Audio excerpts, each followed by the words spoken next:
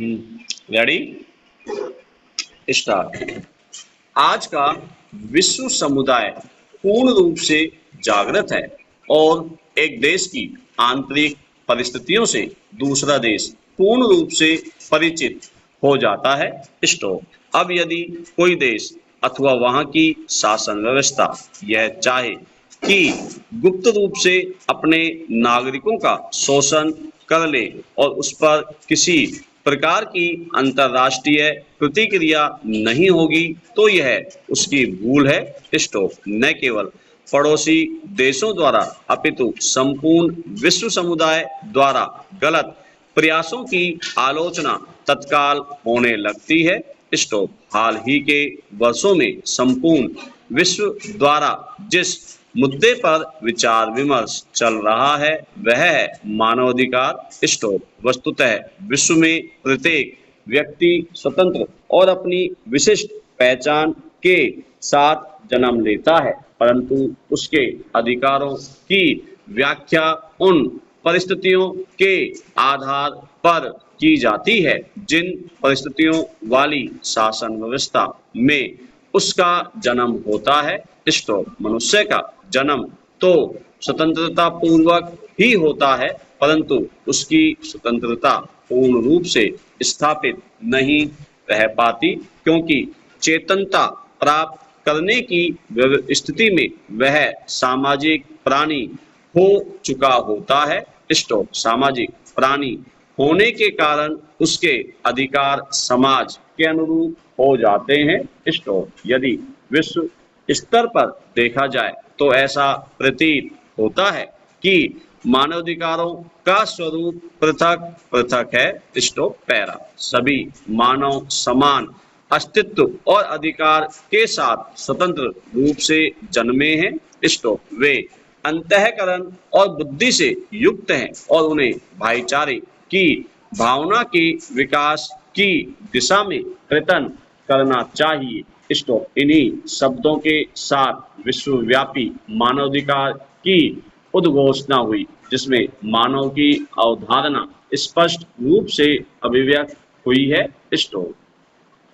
यद्यपि यह धारणा पश्चिम राजनीतिक परंपराओं से विकसित हुई है, तथापि यह कई अन्य परंपराओं और विश्वासों से मिलती जुलती है। स्टॉप। इस प्रभावपूर्ण पृष्ठभूमि और तदंतर संयुक्त राष्ट्र की मानवाधिकारों से संबंधित उद्घोषणाओं ने विश्वव्यापी प्रभाव डाला और सभी प्रकार की सरकारों को मानवाधिकारों के संरक्षण के लिए अपने सिद्धांतों और संप्रत्ययों को लागू करने के लिए या उन पर अमल करने के लिए विवश कर दिया। इसको पैरा। पारंपरिक दृष्टि से मानव के प्राकृतिक अधिकारों को व्यक्तिगत अधिकारों के रूप में परिभाषित किया जाता है, चाहे वह पूर्व सामाजिक ऐतिहासिक परिस्थिति के संदर्भ में हो अथवा पूर्व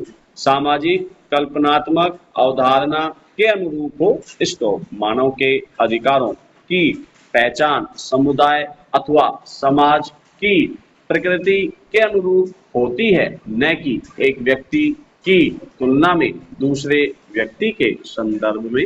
स्टॉप। मानव अधिकारों की अवधारणा का विकास उन अधिकारों के संदर्भ में हुआ है जो किसी समाज अथवा समुदाय में सकारात्मक अथवा नकारात्मक रूप में आवश्यक होते हैं।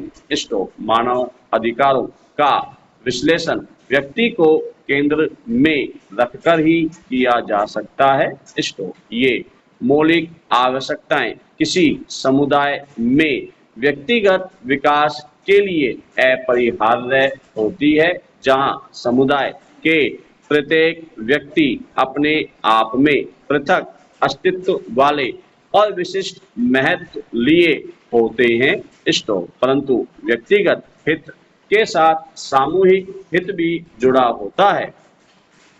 ऐसी स्थिति में मानवाधिकारों का स्वरूप परिवर्तित हो जाता है और मानवाधिकारों की पहचान कर पाना विवादास्पद हो जाता है। स्टॉप। इस स्थिति में हम मानव अधिकारों की पहचान उन नैतिक अधिकारों के रूप में कर सकते हैं जो प्रत्येक मनुष्य, फिर चाहे वह कोई पुरुष हो अथवा महिला, को व्यक्तिगत और सामूहिक हित के लिए एक मानव मात्र के रूप में प्राप्त होने चाहिए। Stop para. विश्वव्यापी स्तर पर मानवाधिकारों को इन श्रेणियों के अंतर्गत देखा जा सकता है: जीवन का अधिकार, स्वतंत्रता का अधिकार, विचार एवं अभिव्यक्ति का अधिकार, संगठन एवं सभा का अधिकार, संपत्ति का अधिकार और आर्थिक एवं सामाजिक अधिकार।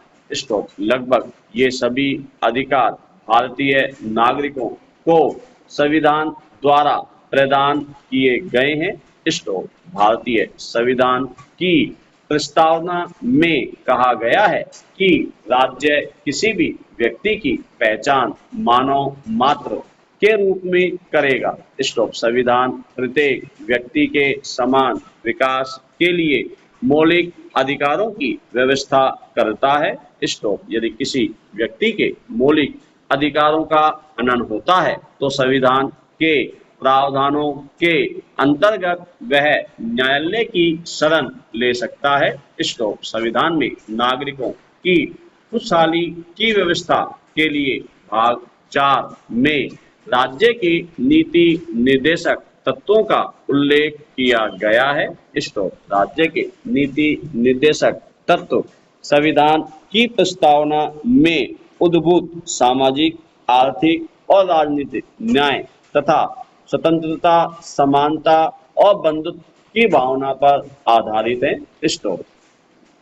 नीति निर्देशक तत्वों के अंतर्गत राज्यों का यह कर्तव्य निर्धारित किया गया है कि वह प्रत्येक नागरिक के लिए समान न्याय की व्यवस्था करे, स्त्री पुरुष के लिए समान अवसर उपलब्ध कराए, बाल श्रम पर रोक लगाए, प्रत्येक व्यक्ति के काम पाने, शिक्षा प्राप्त करने और बीमारी तथा अन्य किसी असमर्थता की स्थिति में सार्वजनिक सुविधा को प्राप्त करने के लिए उनके अधिकारों को सुनिश्चित करे। Stop para. भारतीय संविधान मौलिक अधिकारों भाग 3 के अंतर्गत भारतीय नागरिकों को समता, स्वतंत्रता, शोषण विरोध, धार्मिक स्वतंत्रता, संस्कृति और शिक्षा तथा संवैधानिक उपचारों का अधिकार प्रदान करता है। स्टॉप। संविधान के द्वारा विधि के समक्ष समता, धर्म, जाति, मूल, वंश, लिंग, जन्म स्थान आदि के आधार पर नागरिकों में समानता, लोक नियोजक के विषय में अवसर की समानता, अस्पृश्यता का अंत और उपाधियों का अंत करने की व्यवस्था करता है। स्टॉप। संविधान द्वारा नागरिकों को वाक स्वतंत्रता एवं अभिव्यक्ति स्वतंत्रता, शांतिपूर्ण निरायुद्ध सम्मेलन, संस्था अथवा संघ के निर्माण, निर्बाध संचरण, निवास आदि को स्वतंत्रता दी गई है। स्टॉप। प्रस्ताव का यह कहता है कि संविधान के प्रति आस्था रखने वाला प्रत्येक व्यक्ति भारतीय है। स्टॉप। संविधान द्वारा भारत को एक लोकतंत्रात्मक राज्य घोषित किया गया है। स्टॉप। अनुच्छेद 51 अंतर्राष्ट्रीय शांति, सौहार्द, सुरक्षा एवं विकास की व्यवस्था करता है।